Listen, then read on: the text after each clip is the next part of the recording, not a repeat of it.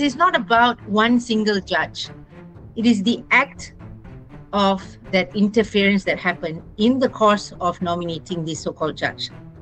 And that's what what people are angry about. Midterm and full term, I think what we need is a proper RCI. We need a proper RCI, not only about appointment. We have to look into ways and means to improve the judicial system. Are we putting too much burden on the judiciary?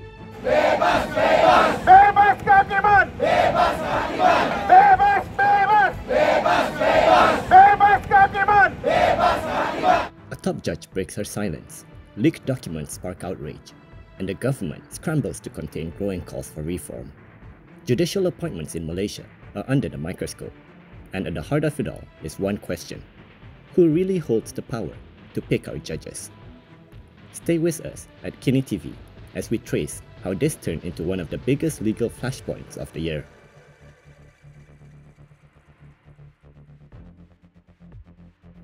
On April 8, 2025, Tengku Maimun Tuan Mat, then the Chief Justice of Malaysia, delivered a keynote address at the 24th Commonwealth Law Conference in Malta. In her speech, she reportedly called for the removal of the Prime Minister's role in judicial appointments, arguing that this would help dispel public perceptions of political interference in the judiciary. Tengku Maimun said such a reform would ensure that judicial appointments are based solely on merit, free from any trace of political influence. 3 months later, she retired, but the issue she raised has since ignited a national debate. What began as a quiet push to extend her tenure and fill key vacancies has snowballed into a larger conversation on transparency in judicial nominations. Adding fuel to the fire, what appeared to be leaked minutes from a Judicial Appointments Commission meeting began circulating online. Though unverified, the document appeared to back allegations of irregularities in judicial nominations and reignited concerns of political meddling behind closed doors.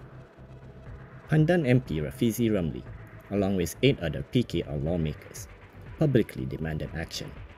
They called for a Royal Commission of Inquiry to investigate several claims and urged Parliament's Special Select Committee to initiate a probe, including summoning Prime Minister Anwar Ibrahim himself. They listed several urgent issues for an RCI, which included appointment delays, the controversial JAC meeting, and wider systemic concerns. But not everyone supports the RCI route. Lawyer Latifa Koya argued that the real issue is the Prime Minister's outsized influence over the judiciary. I don't think it's a great idea. Instead, if you really want to show you mean it, then go for the issue. What is the issue? The interference of the Prime Minister, the executive, of the JAC, the judiciary. So how do we deal with that? Remove that power, remove that discretion. And how do you do that? Make the amendment in the Constitution.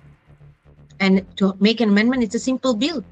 You just have to remove that particular clause which allows them to, interfere, and take it out. Remove the power altogether, because we can't trust you anymore. The problem is an issue of trust. So whether it's an RCI, whether it's a tribunal, if it is going to be dependent on the same person that we have lost trust to do it, then it's a pointless exercise. Latifa also pointed out that the issue wasn't about a meeting or a particular judge, but is instead on the whole process for the nomination. She added that the leaked minutes had also not been addressed by the government. This is not about one single judge.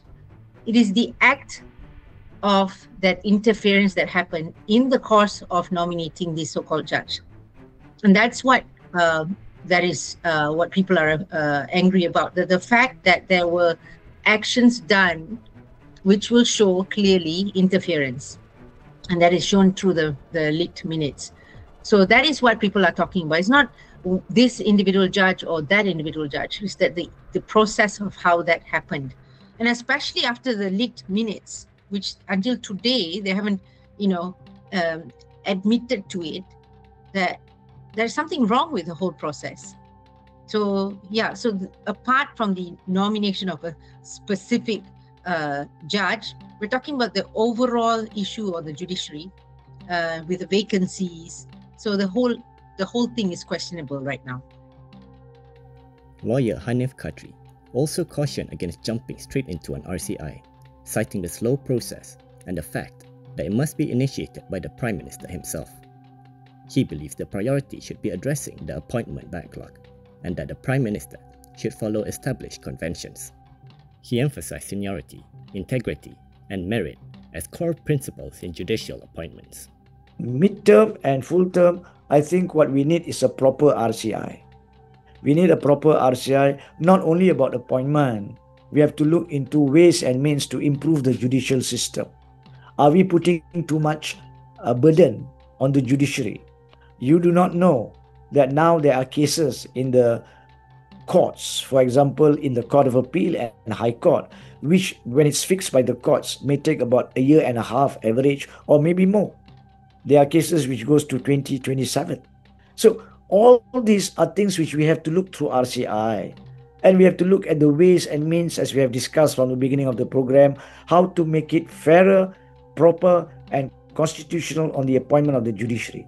Meanwhile, in a statement later, Latifa pointed to Article 122B of the Federal Constitution, which states that judges are appointed by the King, but only on the advice of the Prime Minister.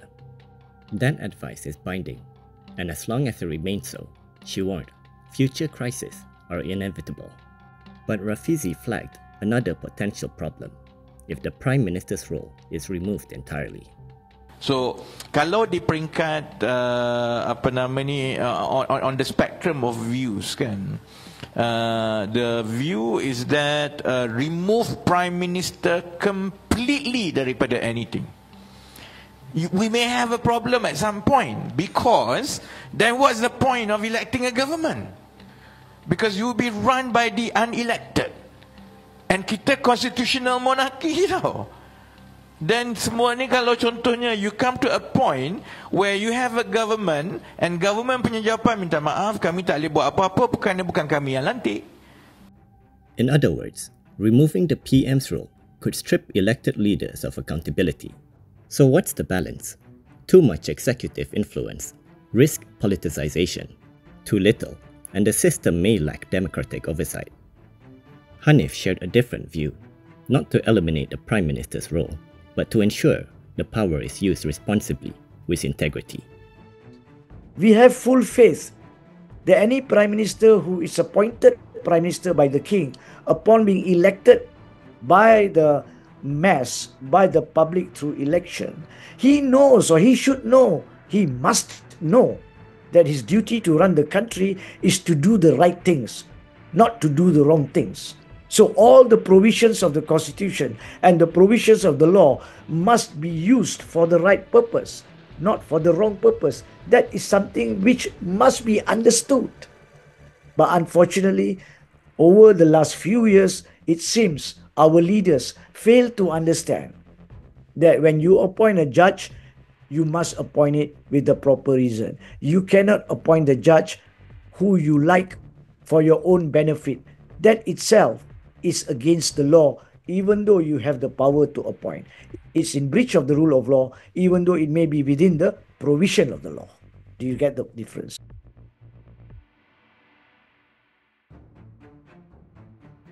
So why does this matter now? This is because judicial independence isn't just about the elite or legal insiders. Court decisions shape everything, from political trials and corruption cases to land rights and everyday justice. When public trust in how judges are appointed erodes, so does confidence in the courts, the constitution, and democracy itself. That's why the Malaysian Bar staged its 2.6-kilometer walk to safeguard judicial independence, marching from the Palace of Justice to the Prime Minister's office with a memorandum outlining 4 urgent demands. Around 1,600 lawyers and supporters took part in the march. This isn't the first time lawyers have taken to the streets. From the 2007 Walk for Justice to protests over judicial interference and executive overreach, the Bar has historically used peaceful marches to defend the rule of law. Bebas kaki man! Bebas kaki man! Bebas, bebas! Bebas, bebas! Bebas kaki man! Bebas kaki man! Hidup, hidup! Hidup, hidup! Hidup rakyat! Hidup rakyat! The purpose of the walk is simple. It's just to uphold the independence of the judiciary. So we would like for everybody to recognize that judicial independence is important and is a prerequisite for having a good democratic system. Why do you say that the judiciary is not independent, sir? Can you give us an example? No, we have seen there are a lot of several media statements, talks in social medias that could jeopardize the independence of the judiciary. We would like that to be settled, and we are asking the government to resolve it as soon as possible. And as public pressure mounted, the government responded. On July 15th, Prime Minister Anwar Ibrahim acknowledged that delays had created the perception of political meddling, but insisted there was no interference in any cases, including his own. What is being projected is, of course, the issue of the judicial independence. May I assure you that now, coming to my exceeding 2.5 years in office, I have not discussed with any judge one case, not with the Chief Judge, not with any judge. I adhere to the principles of judicial independence. But there are, of course, concerns expressed, and I must take note of that. Concerns because, firstly, because of the delay of appointments, and secondly, because of the perception that some appointments to the key positions in the office of judiciary may be somewhat compromised, projecting candidates that is being questioned or questionable to some. But you may assure you, this is not the case. Minister Azalina Osman Said also announced that the Legal Affairs Division would begin a comparative study of how judicial appointments are handled in other countries. This was in response to the walk by the Malaysian Bar. She promised that the Malaysian Bar and other stakeholders would be consulted to ensure transparency and integrity. Hanif welcomed the move, but warned that it must lead to real action. Where Perengan of paragraph 124 talked about tribunal when that issue is not a material issue now, and she didn't pinpoint what she was referring to. Paragraph 5 to 7, she did refer to the fact that Bahagian Hal Ehwal Undang-Undang Jabatan Perdana Menteri, BHU it's called, will be working hand in hand with the Jabatan Kuasa Khas Select Committee of the Dewan Rakyat and Dewan Negara with regards to studying, analysing and looking into the ways and means to attempt to improve the issue of judiciary and judicial appointments by relooking at the JAC Act and whatnot. That I applaud such a statement, but let it not be a rhetoric, because the statement of trying to reform JAC has been there for the last so many years. On July 18th, it was announced that Court of Appeal Judge Wan Ahmad Farid Wan Salleh has been appointed as the new Chief Justice of Malaysia. Federal Court Judge Abu Bakar Jais was appointed President of the Court of Appeal. And Court of Appeal Judge Azizah Nawawi became Chief Judge of the High Court of Sabah and Sarawak. But even with the new appointments, questions linger.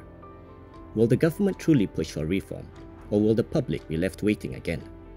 With scrutiny mounting and calls for transparency growing louder, all eyes remain on the judiciary and the executive. So don't miss a moment. Follow us for updates on the judiciary, political reform, and what it means for all Malaysians. This is Faisal Mokhtar reporting for KiniTV.